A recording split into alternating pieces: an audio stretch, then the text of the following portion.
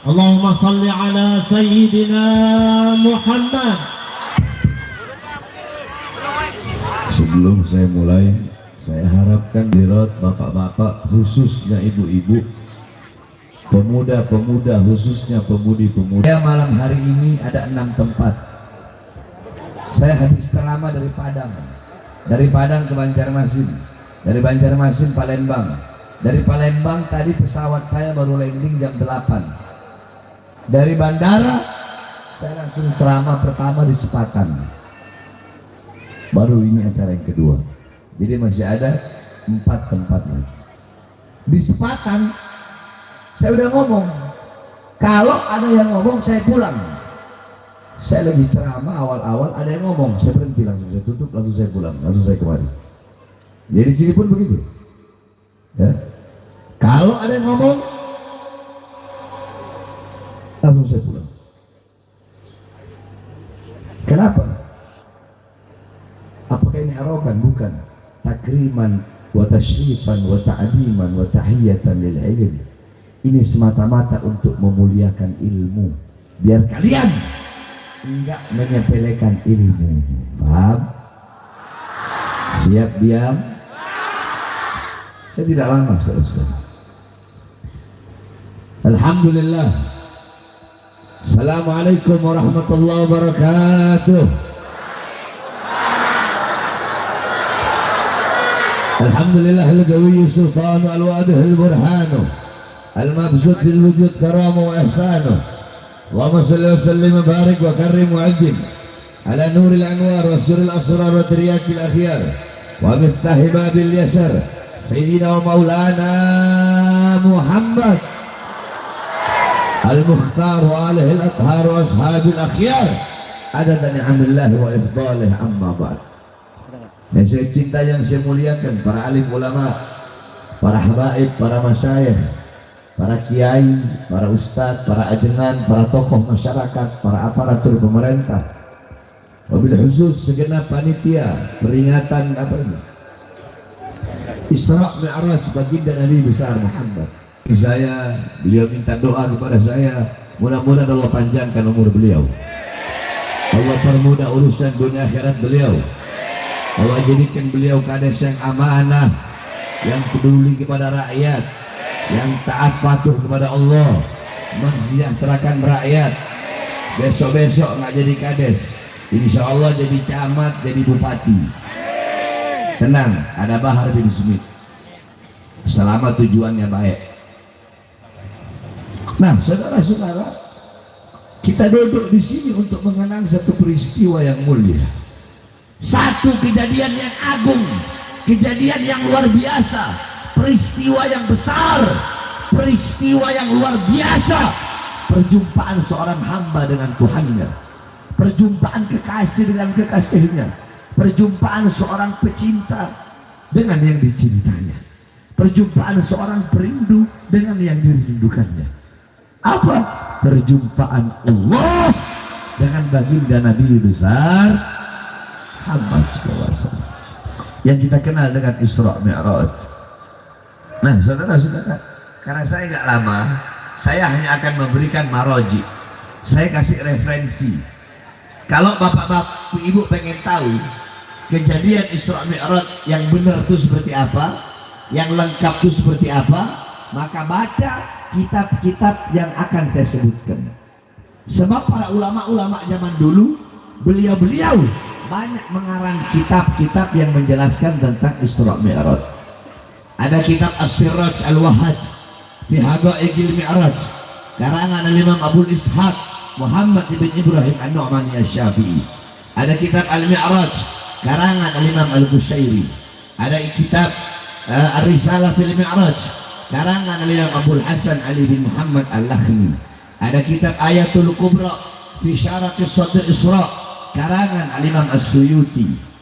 Ada kitab Al-Ayah Az-Zahimah Al-Bahirah fil Mi'raj Khairil fil Mi'raj Sayyidi Ahli Dunya wal Akhirah karangan Al-Imam Al-Hafidh Syamsuddin Muhammad ibn Yusuf Asy-Syami Ad-Dimashqi. Satu lagi kitab beliau Al-Ayah Al-Bayyinat fil Mi'raj Sayyidu Ahli Ardi was Samawat.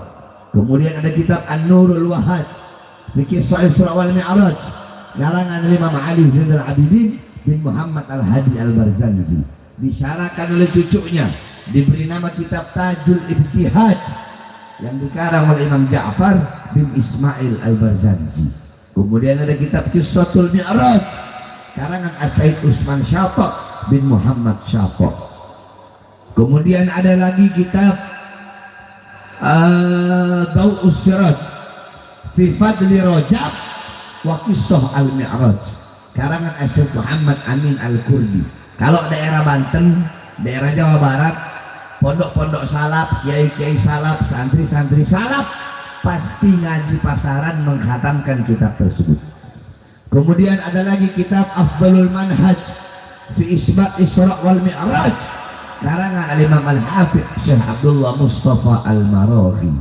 Kemudian ada kitab Nailul Muna wal Ghaya As-Sa'ul fil Mi'raj Sayyidina Al-Mukhtar Ar-Rasul karangan Imam Muhammad bin Ja'far Al-Kattani. Kemudian ada kitab Hulal Ad-Dibaj Al-Matruzah fil Isra wal Mi'raj karangan Imam Ahmad bin Muhammad Ar-Rahwani At-Tatwani. Kemudian ada kitab bin Hajus Syami Mukhtasar Mi'rajus Syami karangan Syekh Yusuf bin Ismail An-Nabhani. Kemudian ada kitab Qissatul Mi'raj karangan Imam Najmuddin Al-Ghaiti. Kemudian dihasyiahkan, namanya Hasyiah Ad-Dardir, dikarang oleh Imam Ahmad Abil Barkat Ad-Dardir. Kemudian ada lagi kitab Al-Mi'raj An-Nabawiyah karangan Syekh Hasan Asy-Syati. Kemudian ada lagi kitab Mu'jizatul Kubra li Sayyidil Anbiya karangan Al-Imam Syekh Nafi Al-Jauhari. Kemudian ada kitab Yawaqit Taj Al-Wahaj fil Isra wal Mi'raj karangan Imam Muhammad bin Muhammad Al-Hadi Al-Kattani. Kemudian kitab Al-Anwar Al-Bahiyah fil Mi'raj Khairil Bariyah karangan guru besar kami Imam Ahlus Sunnah wal Jamaah Abuya As-Sayyid Al-Habib Muhammad bin Alwi Al-Maliki. Engkau baca kitab-kitab yang saya sebutkan tadi, maka insya Allah engkau akan mendapatkan pemahaman yang benar, pemahaman yang jelas, pemahaman yang rinci tentang kejadian Isra wal Mi'raj. Karena saya nggak bisa lama, masih ada 4 tempat lagi. Nah, saya hanya berikan inti saja. Kenapa saudara-saudara saya sebutkan kitab-kitab tadi agar engkau pelajari? Karena banyak ustadz-ustadz sekarang, kiai-kiai sekarang, penceramah-penceramah sekarang, kalau menjelaskan tentang Isra Mi'raj itu banyak salahnya, akhirnya bikin sesat umat. Contoh, ada ustadz, ada dai ceramah Isra Mi'raj, ngomong begini, Jibril membawa cawan emas, dalamnya berisi air dari sorga, dibelah dada Nabi, dikeluarkan hatinya, dibersihkan, disucikan, dibersihkan dari kotoran-kotoran. Jawab semua yang keras, pernah atau tidak dengar penceramah ngomong begitu? Pernah atau tidak? Pernah atau tidak? Kalau ada ustaz atau kiai atau habib atau penceramah atau ulama manapun yang ngomong seperti itu ulama goblok. Makanya kalau ngomong itu, kalau menjelaskan pakai kitab. Sekarang begini aja, kalau orang awam sesuatu yang dibersihkan, udah cukup sampai di situ dia menjelaskan. Dibersihkan, berarti sebelumnya apa? Jawab, sebelumnya apa? Kan kalau orang awam kan mikirnya begitu kan. Jangankan hati Nabi, dalam kitab Asy-Syifa karangan Imam Qadiyat, darahnya Nabi suci, nanahnya Nabi suci, kotorannya Nabi suci, air kencingnya Nabi suci, apalagi hati Nabi Muhammad. Paham? Paham gak kira-kira? Terus kenapa dibersihkan? Itu namanya tajdid. Apa namanya? Tajdid. Apa namanya? Tajdid itu diperbaharui. Sama kayak gini, ibu-ibu punya wudhu, terus wudhu lagi, udah bersih, lebih dibersihkan lagi. Nah, seperti itulah pembelahan dada Nabi Muhammad. Paham? Sebenarnya saya ingin panjang lebar, tapi kasihan masih banyak yang menunggu. Intinya, Allah undang Nabi Muhammad Isra Mi'raj untuk menerima satu perintah yang mulia, satu perintah yang agung, satu perintah yang dimana ketika Allah memerintahkan perintah-perintah yang lain cukup melalui Quran. Jawab, Allah perintahkan haji melalui apa? Allah perintahkan puasa melalui apa? Allah perintahkan jihad melalui apa? Sedekah melalui apa? Amar ma'ruf melalui apa? Nahi mungkar melalui apa? Tapi ketika Allah cipta, Allah perintahkan perintah yang satu ini tidak cukup melalui Quran. Allah undang langsung berjumpa dengan Allah bil jasad war ruh, jasadnya, ruhnya yaqdatan, dalam keadaan sadar, dalam keadaan terjaga, berjumpa langsung untuk menerima perintah tersebut. Apa perintah itu? Jawab sama-sama yang keras. Apa perintahnya? Apa perintahnya? Apa perintahnya? Jadi sholat itu nggak sama dengan perintah lain. Sama kayak begini, Pak Kades. Pak Kades kalau mau nyuruh anak buahnya hal-hal yang biasa, cukup lewat HP, lewat WhatsApp. Tapi kalau mau memerintahkan perintah yang penting, pasti Pak Kades bilang, kamu menghadap saya sekarang. Hadap-hadapan, iya kan? Karena begitu pentingnya sholat, begitu utamanya sholat, makanya perhatikan kau punya sholat, utamakan kau punya sholat. As-sholatu ra'sul ibadah. Semuanya ikuti saya, as-sholatu. Yang keras, as-sholatu ra'sul ibadah.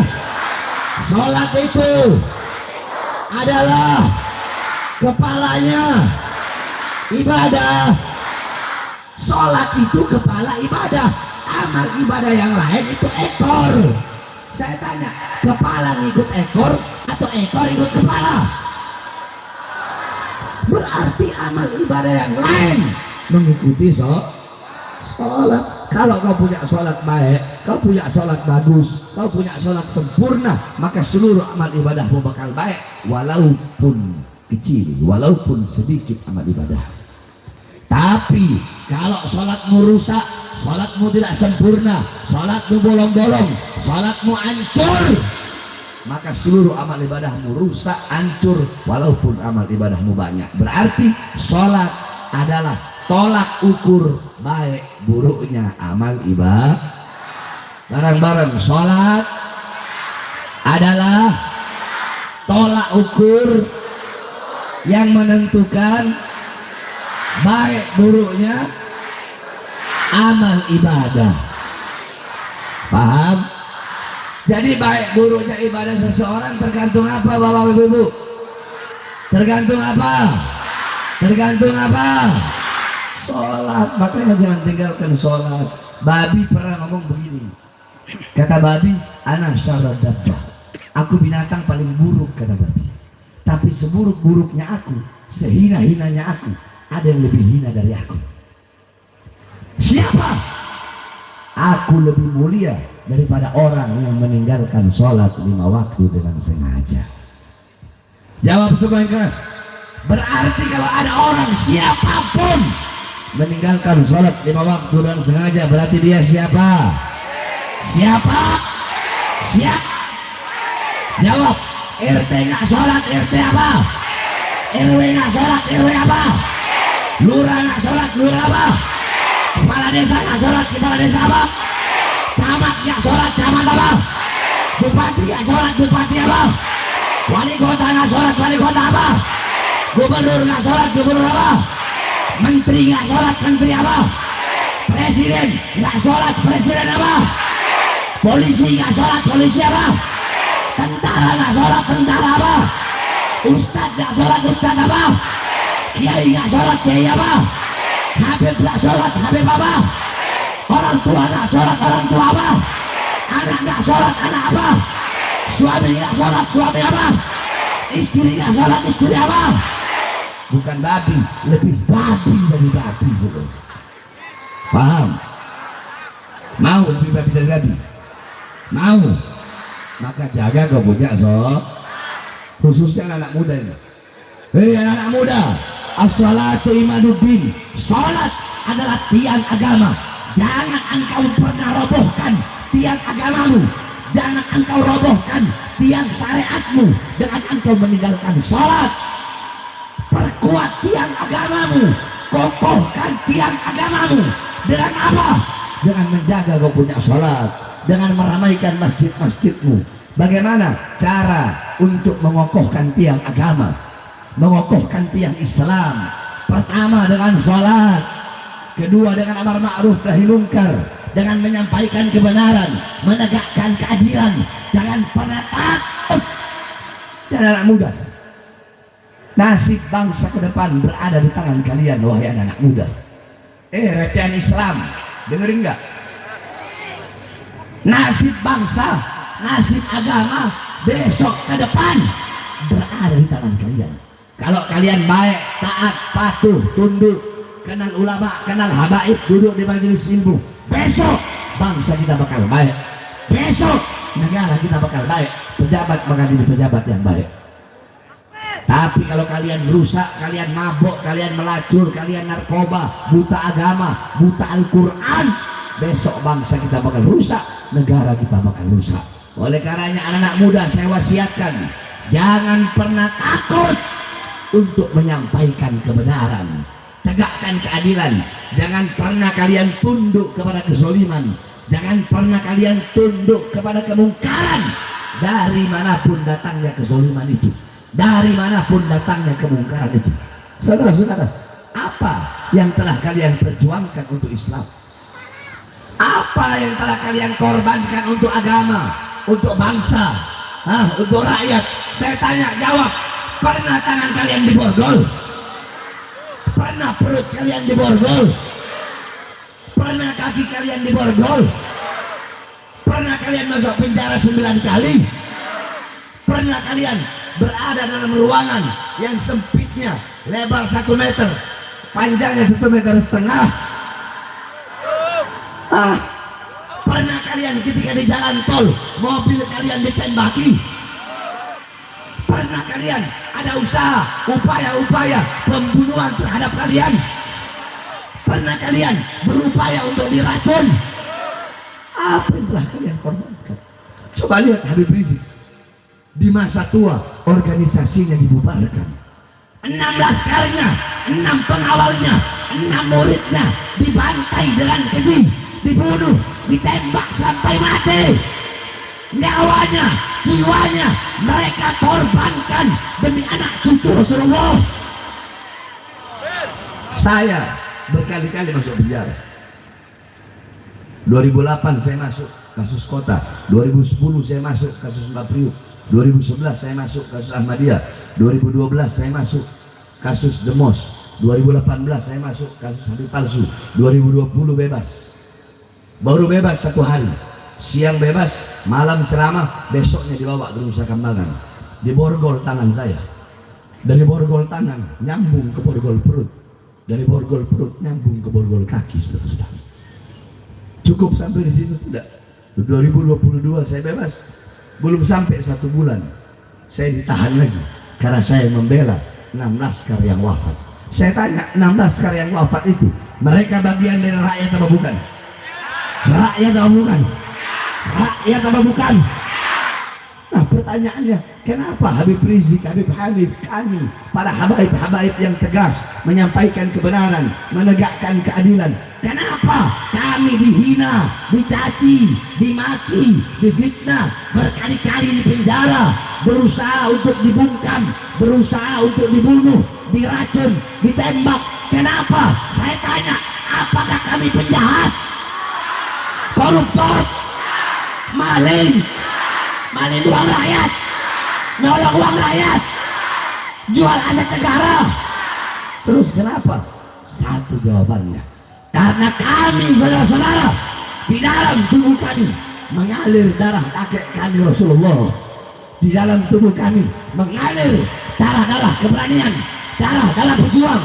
Karena kami para habaib, karena kami para anak cucu Rasulullah, kami yang berada barisan paling depan untuk membela, rela hancur, rela binasa demi bangsa dan rakyat Indonesia, saudara.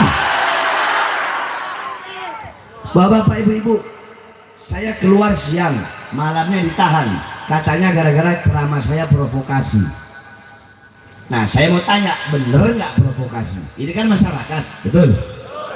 Apa isi ceramah saya? Saya bilang, waktu itu awal-awal corona, hei pejabat, hei presiden, hei menteri, hei aparat, rakyat kalian kurung dalam rumah, tapi tidak kalian berikan kebutuhan pokoknya.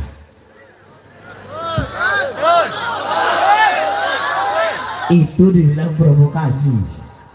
Saya tanya, itu provokasi? Provokasi? Ibu-ibu, provokasi? Provokasi? Tapi katanya ceramah itu meresahkan masyarakat. Emang meresahkan? Meresahkan? Meresahkan atau pembelaan? Meresahkan atau pembelaan? Terus yang goblok itu siapa? Saya apa mereka? Kok bisa ceramah bela rakyat begitu dibilang provokasi? Itu yang pertama. Yang kedua, saya bilang, di masa corona, mal-mal, perusahaan-perusahaan asing, mal-mal besar milik asing tetap buka, tetapi warung-warung kecil milik pribumi rakyat Indonesia kalian paksa untuk tutup. Itu dibilang provokasi. Saya tanya, provokasi? Meresahkan? Atau kalian merasa terwakili? Merasa terwakili nggak? Merasa apa tidak? Merasa terwakili apa tidak? Yang ketiga, saya bilang, berapa banyak pengangguran anak-anak muda yang tidak punya kerjaan di Indonesia, tetapi tenaga kerja dari Cina tetap di masa corona kalian kirim ke daerah Morowali, Sulawesi. Itu provokasi? Meresahkan? Siapa yang saya bela? Siapa yang saya bela? Diri saya yang saya bela. Saya bela diri saya. Saya bela keluarga saya, anak cucu saya, kelompok saya, murid saya. Terus siapa yang saya bela? Siapa yang saya bela? Siapa yang saya bela? Yang saya bela rakyat yang susah, rakyat yang kelaparan, rakyat yang menderita, rakyat yang ditipu, rakyat yang dibohongi. Oleh karenanya saya bersumpah demi Allah, saya tidak akan pernah kapok, capek, lelah, tidak akan pernah bisa dibungkam, tidak akan pernah diam melihat penyengsaraan rakyat. Saudara-saudara, saya bersumpah demi Allah, untuk bangsa, untuk NKRI, untuk Merah Putih, untuk Pancasila, untuk bangsa, jangankan hanya di penjara, nyawa saya, jiwa saya, darah saya murah harganya, tumpah untuk bangsa dan rakyat Indonesia. Allahu Akbar, Allahu Akbar. Semua yang hadir di sini siap hancur demi Islam, siap binasa demi Indonesia, siap mati demi NKRI. Allahu Akbar. Indonesia merdeka, merdeka, merdeka.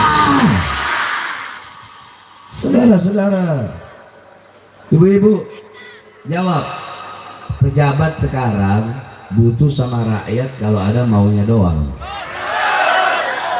Betul. Mau pencalonan nih, wow.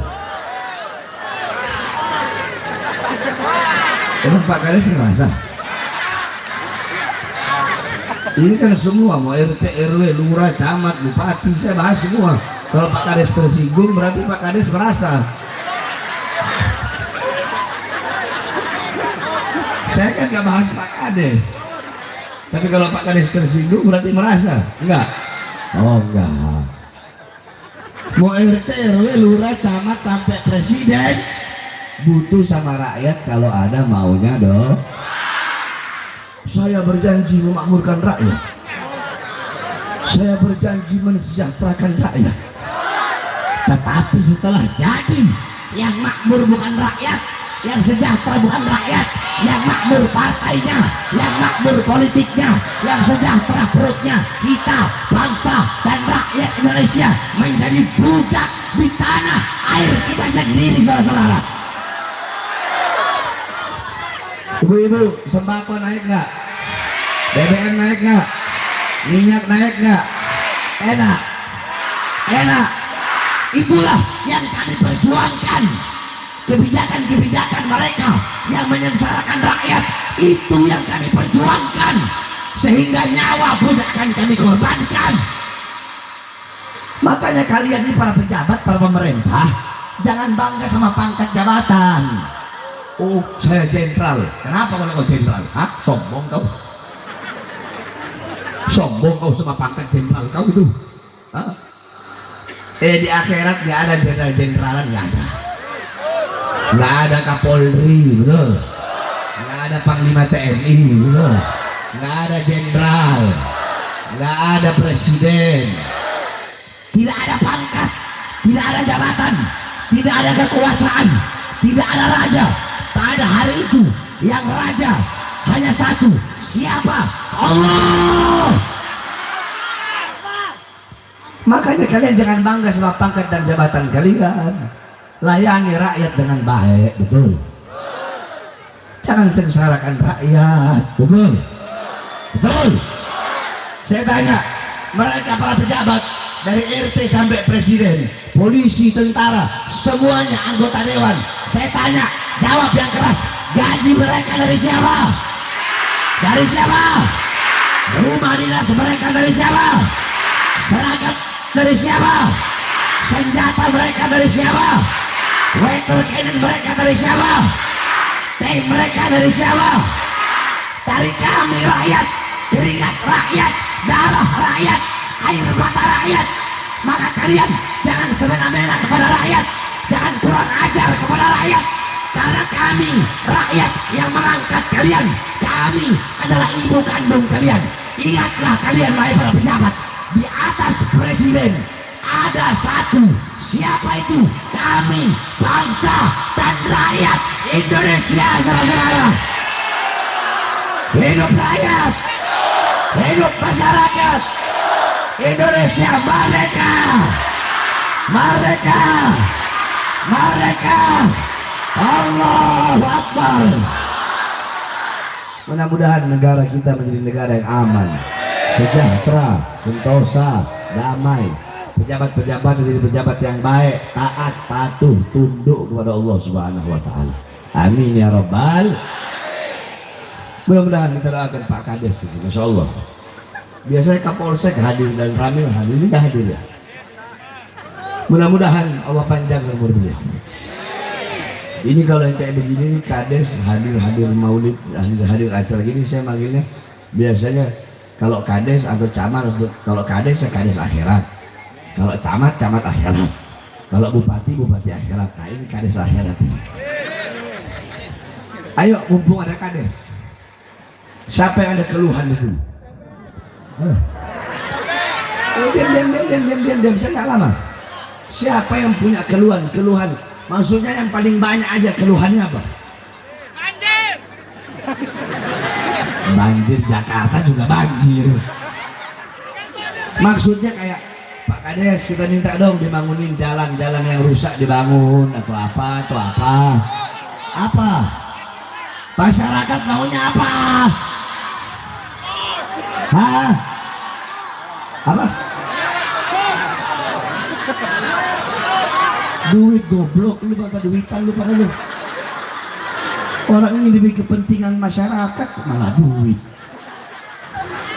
Nah ini nih orang begini nih, berarti bisa dibeli nih pakai uang ini, bisa disuap. Ayo ibu-ibu apa? Jalan. Pak Kades minta dibikinkan jalan, biar bagus jalannya. Jalan. Nah Pak Kades, permintaan masyarakat ingin dibangunkan jalan yang lubang-lubang. Ada satu nasihat buat Pak Kades. Sayyidina Umar ibn Khattab ketika beliau jadi pemimpin, kata beliau, celakalah Umar apabila ada seekor keledai yang terjatuh akibat sebuah batu. Satu biji batu aja yang menyebabkan keledai jatuh, beliau bilang menjadi orang yang celaka. Apalagi kalau banyak jalan yang lubang-lubang, itu permintaan masyarakat. Ya, kalau begitu besok kalau kades nyalon lagi dukung nggak? Dukung nggak? Dukung nggak? Jadi camat dukung nggak? Dukung nggak? Dukung nggak? Dukung kalau janjinya dipenuhi. Tapi kalau beliau saya yakin pasti dipenuhi. Insya Allah beliau akan bangun jalan yang bagus untuk kepentingan masyarakat. Betul? Allahu Akbar. Allahu Akbar. Terakhir sebelum saya tutup,